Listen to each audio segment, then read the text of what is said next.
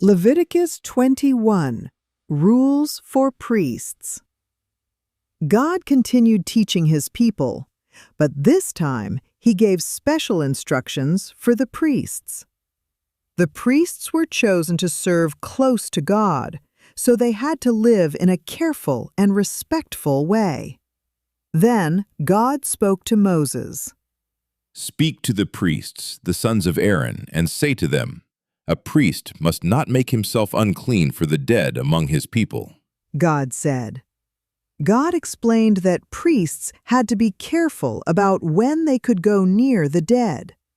They were set apart for God, so their actions mattered even more. God also gave instructions about how the priests should live their daily lives. "They must be holy to their God and not bring shame to my name," God said. The priests were offering sacrifices to the Lord, so they needed to show respect in everything they did.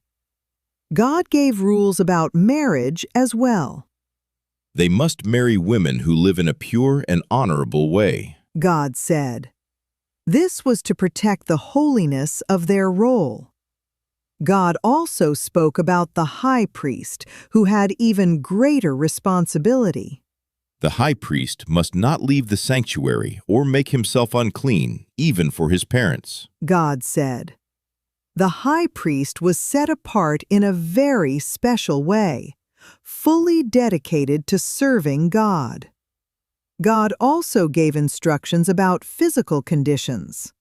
"No man who has a defect may come near to offer the food of his God," God said. This did not mean those people were not valued. They were still part of the community, but they were not to serve in that specific role. God was teaching that serving Him required careful preparation and respect. The priests were chosen to represent the people before God, so they had to live in a way that showed God's holiness. Lesson for kids. God sets people apart for special purposes. When we serve God, we should do it with respect and care.